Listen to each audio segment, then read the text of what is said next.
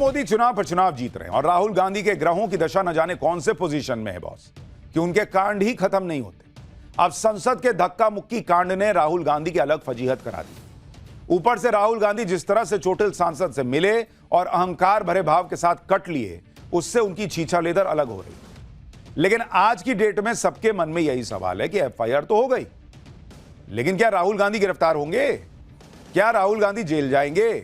क्या बीजेपी ने ऐसे ही एफआईआर करा दी या वाकई राहुल को जेल भेजने का कोई सीन भी है?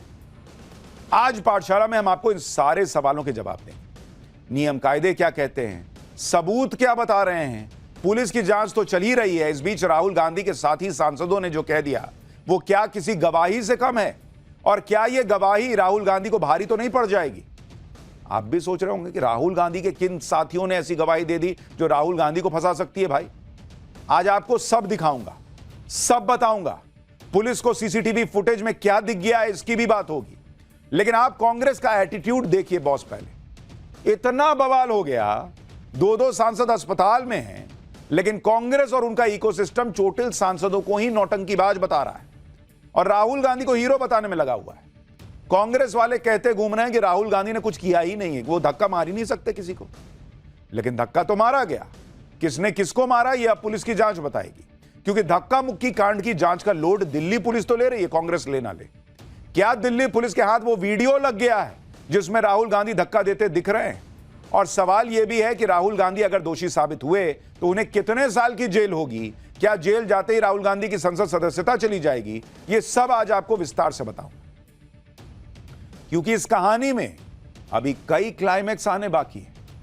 लेकिन पहले देखिए कि आज क्या हुआ है। आज संसद सत्र का आखिरी दिन भी था। जिस हंगामे के साथ यह सत्र शुरू हुआ था उससे कहीं ज्यादा बड़े हंगामे और बवाल के साथ सत्र खत्म हुआ। आज संसद सत्र के आखिरी दिन भी विरोध प्रदर्शन चलता रहा। अंबेडकर पर अमित शाह के बयान के विरोध में कांग्रेस ने प्रोटेस्ट किया। मल्लिकार्जुन खड़गे से लेकर प्रियंका वाड्रा तक प्रोटेस्ट में शामिल हुए। बीजेपी ने संसद सत्र के आखिरी दिन राहुल गांधी के खिलाफ जोरदार प्रोटेस्ट मार्च निकाला। बीजेपी सांसदों ने संसद के बाहर नारेबाजी करते हुए मार्च निकाला। राहुल गांधी माफी मांगो, गुंडागर्दी नहीं चलेगी जैसे नारे बीजेपी के मार्च में लग रहे थे।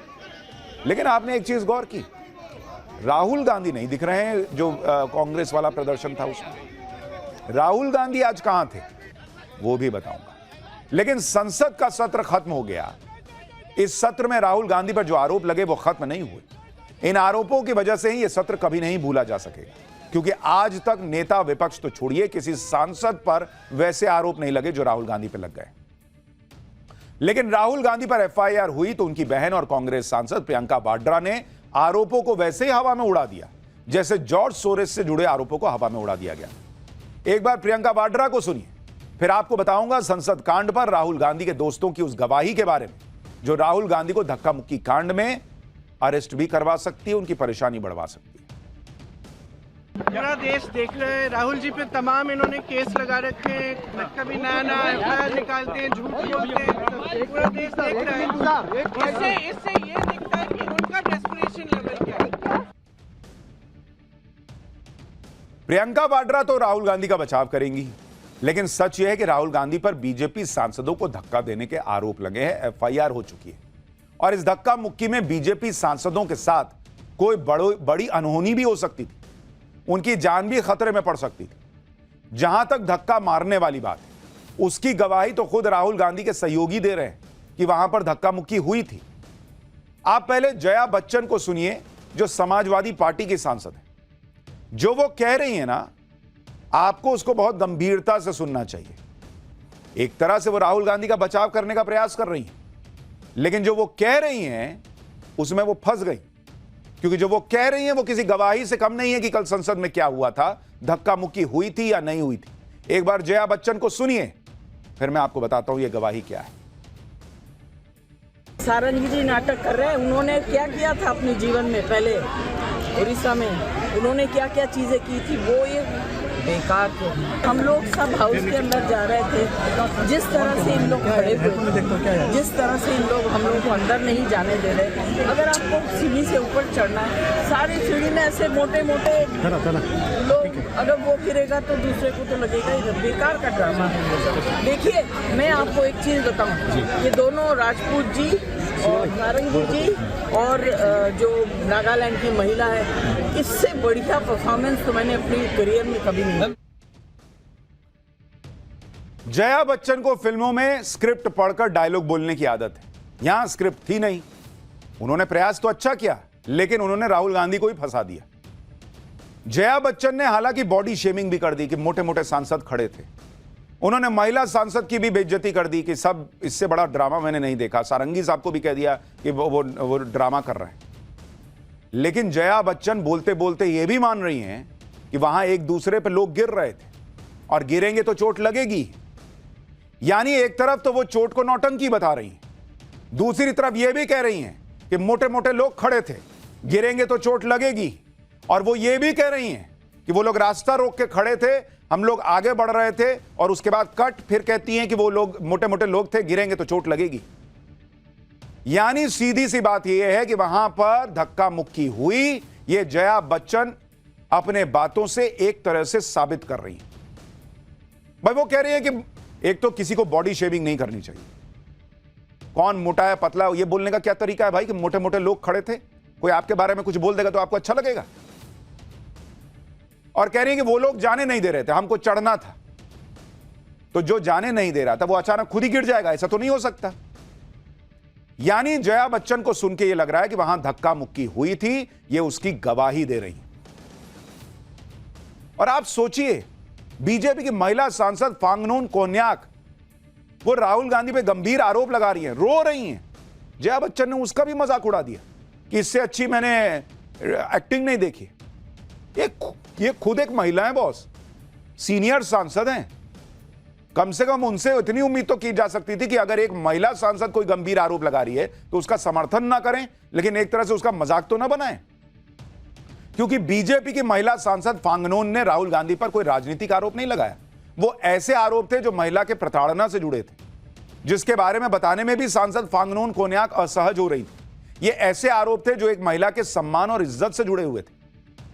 बीजेपी की महिला सांसद फांगनोन कोन्याक ने कहा था कि राहुल गांधी उनके बहुत करीब आकर खड़े हो गए थे, मैं बहुत अनकंफर्टेबल हो गई थी, राहुल गांधी उन पर चिल्ला रहे थे। सिर्फ जया बच्चन ही नहीं, कांग्रेस भी अब फांगनोन कोन्याक को टारगेट कर रही है।